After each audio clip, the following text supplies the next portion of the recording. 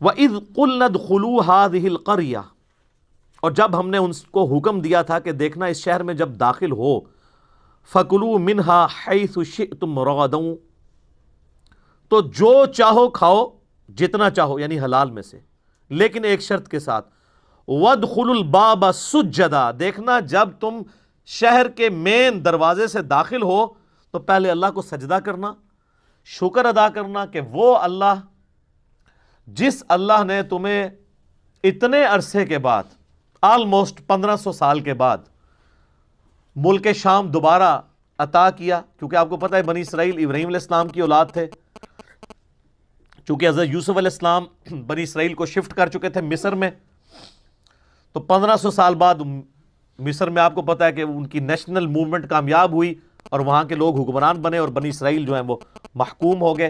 پھر اللہ تعالیٰ نے موسیٰ علیہ نبینا علیہ الصلوۃ والسلام کو ان کا منجی بنا کر، نجات دہندہ بنا کر، مہدی بنا کر، ہادی بنا کر بھیجا، اور انہوں نے 1500 سال کے بعد ان کو فرعون سے نجات دلا کے دوبارہ شام کی طرف ہجرت کروائی۔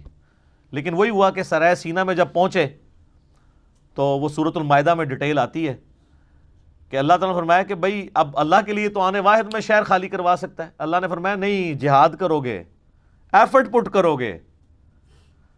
تو 3 بندے حضرت موسیٰ علیہ السلام کے ساتھ صرف 2 لوگ کھڑے ہوئے، ایک ان کے صحابی تھے یوشع ابن نون، اور ایک ان کا اپنا بھائی جو پیغمبر تھے ہارون علیہ السلام، اور تیسرے موسیٰ علیہ السلام خود۔ باقی سب نے کہا کہ موسیٰ جا تو اور تیرا رب جا کے لڑے،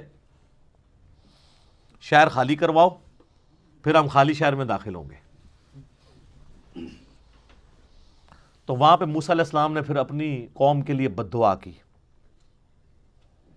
اور اس بد دعا کا نتیجہ یہ نکلا کہ 40 سال تک بنی اسرائیل صحرائے سینا میں بھٹکتے رہے۔ سورۃ المائدہ میں اس کا ذکر آئے گا۔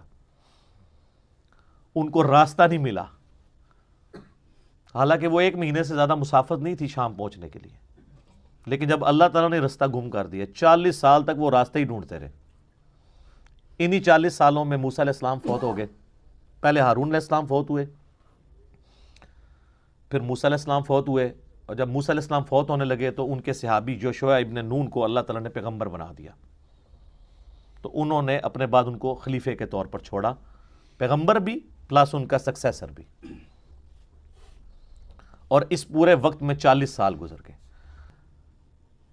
ان 40 سالوں کے اندر جو نئی پود وہاں پر پل بڑھ کر جوان ہوئی، انہوں نے ریگستان کا ٹف ماحول بھی دیکھا ہوا تھا، اپنے بزرگوں کی کارستانیاں بھی ان کو پتہ تھی کہ یہ جو ہم مصیبت کاٹ رہے ہیں اپنے بابوں کی وجہ سے کاٹ رہے ہیں، جس طرح آپ لوگ سارے کاٹ رہے ہیں، تو میں پھر کیوں نہ کہوں کہ مرنے سے پہلے اے مسلمان کر لے اس پہ غور، کتابوں کا خدا اور ہے، بابوں کا خدا اور۔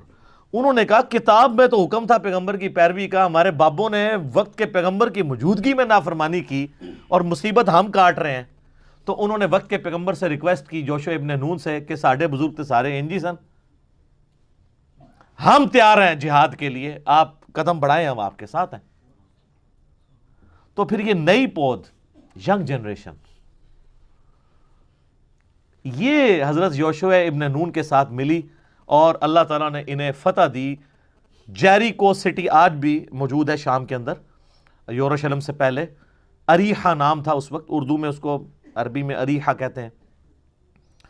وہ شہر فتح کیا تو اس وقت پھر وقت کے پیغمبر کو یہ وحی کی گئی کہ ان کو کہنا کہ اللہ تعالیٰ نے تمہیں 1500 سال کے بعد آلموسٹ دوبارہ اپنا آبائی وطن عطا کیا ہے، تو اس کا تقاضا یہ ہے کہ جب شہر کے دروازے سے داخل ہو، کیونکہ آپ کو پتہ ہے قلعوں کی فارم میں شہر ہوتے تھے، ایک مرکزی دروازہ ہوتا تھا، تو سب لوگ سجدہ کرو اور حطۃ حطۃ کہتے جانا کہ اللہ ہماری غلطیوں کو معاف کر دے۔ ہماری کیا، ہمارے بزرگوں کی غلطیاں، ان بیچاروں نے تو پھر بھی ایفرٹ پٹ کی تھی، یا اللہ سانو بھی بخش دے، ساڑھے بزرگوں نے بھی بخش دے۔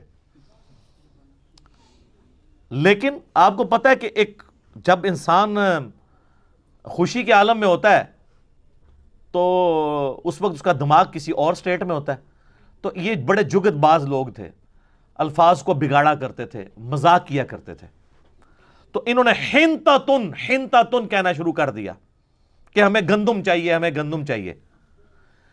جنتی خوراکیں کھا رہے تھے، کہتے ہیں نہیں ہم یہ ٹیسٹ بھر چکا ہے ہمارا، وہ آگے آ جائے گا کہ ہمیں کوئی پیاز مل جائے، گندم مل جائے، ککڑی مل جائے، اس طرح کی زمین کی سبزی، ہم نے ترکاریاں کھانی ہیں، تنگ آ گئے ہم یہ کھا کھا کے۔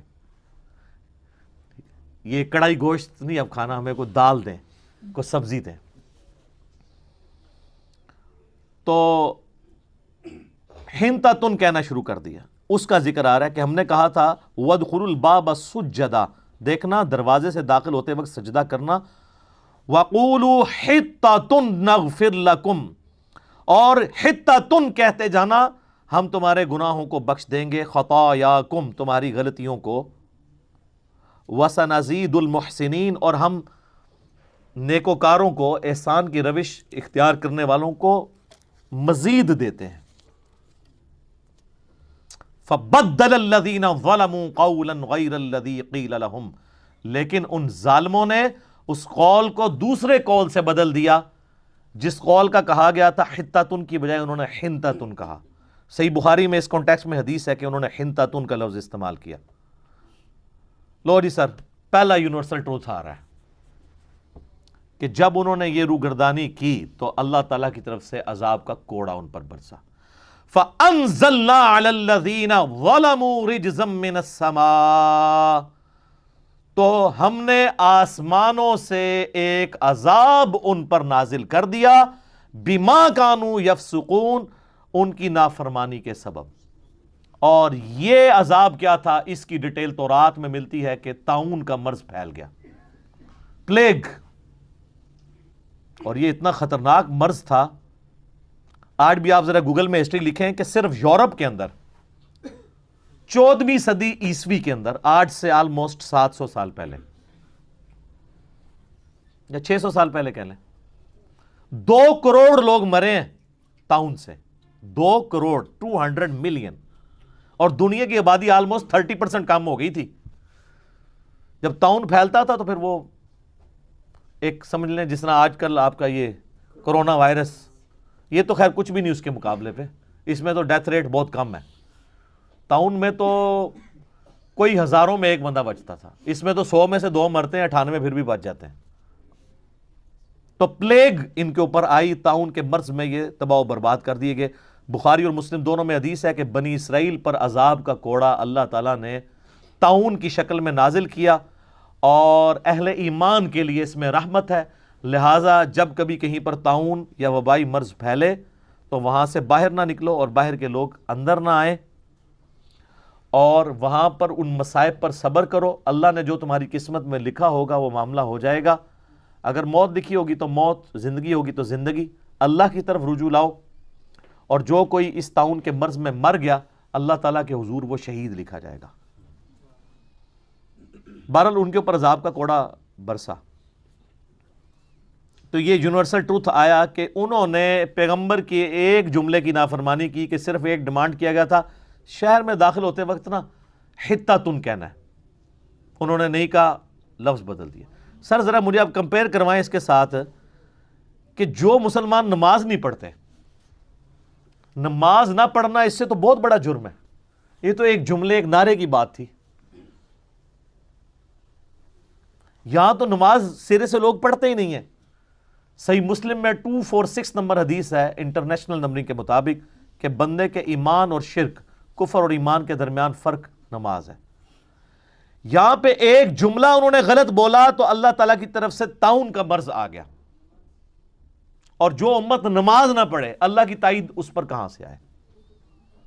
حتیٰ کہ سنن ابن ماجہ میں صحیح سند کے ساتھ حدیث ہے کہ جب میری امت میں اعلانیہ فحاشی ہوگی تو اللہ تعالیٰ ان کے اوپر طاعون اور اس قسم کے امراض بھیج دے گا جو پہلے کسی نے نہ دیکھے نہ سنے.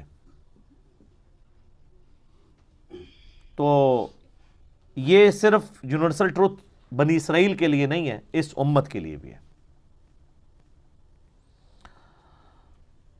اب ایک اور واقعے کی طرف اشارہ ہے. وَإِذِ اسْتَسْقَىٰ مُوسَىٰ لِقَوْمِهِ، اور جب یاد کرو کہ جب پانی کی دعا مانگی موسیٰ علیہ السلام نے اپنی قوم کے لیے، فَقُلْنَا اضْرِب بِعَصَاكَ الْحَجَرَ، تو ہم نے موسیٰ کو یہ وحی کی کہ اپنا جو عصا ہے وہ پتھر پر ماریے، ایک چٹان کے اوپر.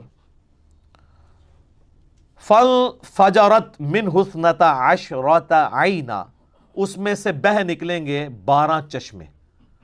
تو یہ اللہ کی طرف سے معجزہ ہوا کہ جیسے ہی انہوں نے چٹان پہ مارا تو 12 چشمے نکلے. اچھا اب آپ دیکھ رہے ہیں ان میں واقعات کی ترتیب کوئی نہیں ہے. میں نے تو آپ کو ترتیب سے واقعے سنائے نا. تو قرآن کا مقصد کوئی ہسٹری سنانا نہیں ہوتا بلکہ عبرت حاصل کرنے والا معاملہ ہے. اب جو پہلے جو ذکر میں نے کیا اس میں تو موسیٰ علیہ السلام فوت ہو چکے ہوئے ہیں, اس کے بعد یہ سارا کچھ ہوا. اب پھر ریورس ہسٹری میں جایا جا رہا ہے کہ موسیٰ علیہ السلام کے ساتھ جب تم سفر کر رہے تھے تو پانی کا بھی ایک معاملہ آیا تھا, تو ہم نے حکم دیا چٹان پہ عصا مارو تو 12 چشمے جاری ہوئے. اس لیے کہ 12 قبائل تھے, قبائلی سسٹم اتنا اسٹرانگ تھا کہ وہ نہیں ٹوٹا, تو وہ لڑتے تھے, تو اللہ نے کہا چشمے ہی 12 ہو جائیں. قد علم کل اناس مشربہم, ہر گروہ نے اپنے حصے کی جو گھاٹ تھی اس کو پہچان لیا. یعنی وہ 12 بن گئے, تو یہ اس کا ہے, یہ اس کا ہے. موسیٰ علیہ السلام نے ڈیفائن کر دیا کہ 12 قبیلوں میں یہ قبیلہ نمبر 1 کا ہے, یہ 2 کا ہے, یہ 3 کا ہے, یہ 4 کا ہے, اس طریقے سے.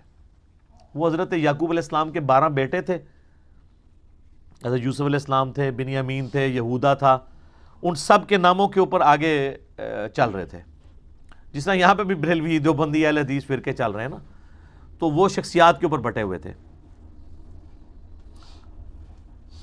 کلو واشربوا من رزق اللہ, کھاؤ پیو اللہ کے رزق میں سے. ولا تعثوا فی الارض مفسدین, اور زمین میں فساد برپا مت کرنا.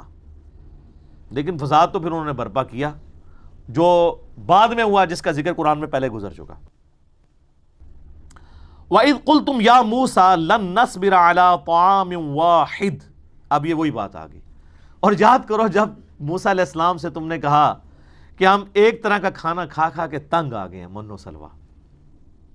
فَادْعُ لَنَا رَبَّكَ يُخْرِجْ لَنَا مِمَّا تُنبِتُ الْأَرْضِ, تو اب دعا مانگیے آپ اپنے رب سے کہ وہ ہمیں اس کھانے میں سے دے جس کو زمین اگاتی ہے. اچھا زمین کا کھا رہے ہوتے تو انہوں نے آسمان والا کھانا مانگنا تھا, جیسے کہ عیسیٰ علیہ السلام والوں نے کہا تھا, ان کے ماننے والوں حواریوں نے, کہ آسمان سے کھانا نازل ہو. تو یہ انسان کی نیچر ہے, ہمیشہ جو چیز ہاتھ میں ہوتی ہے نا اس کو انڈر ایسٹیمیٹ کیا جاتا ہے, اور جو نہیں ہوتی ہے اس کی ڈیمانڈ کی جاتی ہے.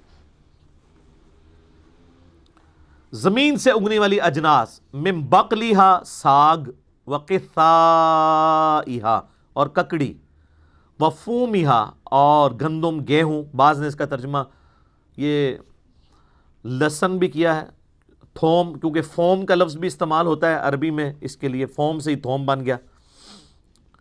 وعدسیہا اور مسور, یہ منہ اور مسور کی دال. وبصلیہا اور پیاز. ظاہر ہے مسور کی دال تو بڑی ٹیسٹی ہوتی ہے. آپ کو پتا ہے کہ خاندان مغلیہ کی سب سے فیوریٹ ڈش ہی مسور کی دال ہوتی تھی. یہ پازیٹیو سینس میں محاورہ ہے کہ تیرا منہ ہے کہ تو مسور کی دال کھائے, اتنی مہنگی دال. آج بھی ویسے اللہ کے فضل سے وہ مرغے سے بھی زیادہ مہنگی ہے, اور صحیح بنی ہوئی ہو تو بڑی ٹیسٹی ہوتی ہے مسور کی دال.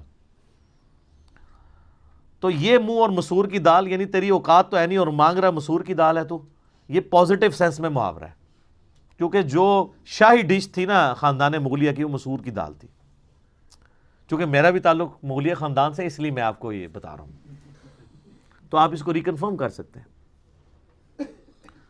تو انہوں نے ڈیمانڈ کی کہ ہمیں یہ زمین کی جو چیزیں نا یہ دی جائیں. اب اللہ تعالیٰ کی طرف سے وحی آئی, قال اتستبدلون الذی هو ادنی بالذی هو خیر. اللہ نے فرمایا کیا تم لینا چاہتے ہو وہ چیز جو ادنا ہے اس کے بدلے میں جو عمدہ ہے. وہ جنتی خوراک ہے, ہر چیز پوری ہے. اب تم زبان کے چسکے کے لیے اگر زمین کی چیزیں مانگ رہے ہو, یہ ادنا ہے ایز کمپیئر ٹو اس کے, وہ اعلیٰ خوراک ہے اور نہ اس کے لیے کوئی ایفرٹ پٹ کرنی پڑے گی. اب اگر یہ تم یہ چاہ رہے ہو نا تو پھر اس کے لیے تو تمہیں پھر حالوائی کرنی پڑے گی. ہاں جی, زمین میں تو پھر آپ کو حال ہی چلانا پڑے گا. یہ نہیں ہے کہ نہ تم حال چلاؤ نہ دانا بو اور اللہ تعالیٰ کی طرف سے جو ہے وہ اگائے, ایسا نہیں ہوگا. زمین کی خوراک ہے, پھر ایفرٹ پٹ کرنی ہوگی, نگاہ مار کے کچھ بھی نہیں ہوگا.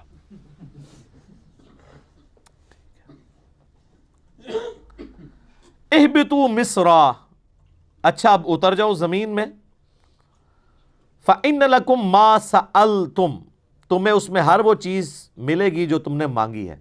یعنی ظاہر اگانا تو اللہ نہیں ہے نا, تم ہل چلاؤ زمین میں, بیج بو، محنت کرو، اللہ کی طرف سے بارش آئے گی، اریگیشن کا انتظام ہوگا، اور شام آپ کو پتہ ہے ویسے اریگیشن کے اعتبار سے بڑی فٹ جگہ ہے سٹل ابھی بھی، تو اللہ تعالیٰ تمہیں خوراک دے گا۔ اب تم نے جو ہے نا وہ کمٹمنٹ کے ساتھ زمین میں کرنی ہے محنت۔ اب چونکہ انہوں نے اللہ تعالیٰ کی جنتی خوراک کو ریجیکٹ کر کے اور ادنا خوراک کی طرف توجہ کی، اب اللہ تعالیٰ کا عذاب کا کوڑا اس پہ بھی آیا۔ یہ دوسرا یونیورسل ٹروتھ آ رہا ہے۔ اللہ اکبر۔ وَضُرِبَتْ عَلَيْهِمُ الذِّلَّةُ، ہم نے ان پر تھوپ دی ذلت، والمسکنہ، اور غربت۔ غربت سے مراد ہے یعنی غریب الوطنی پھر ان کے لیے لکھی گئی کہ آپ ٹھیک ہے مشقت اٹھاتے رہو، اب قیامت تک کے لیے اپنی محنت کرو۔ وَبَاءُوا بِغَضَبٍ مِّنَ اللَّهِ، اور وہ مستحق ہو گئے اللہ کے غضب کے۔ کس لیے ہوئے؟ ذَلِكَ بِأَنَّهُمْ كَانُوا يَكْفُرُونَ بِآيَاتِ اللَّهِ، اس لیے کہ وہ اللہ کی آیات کا انکار کیا کرتے تھے۔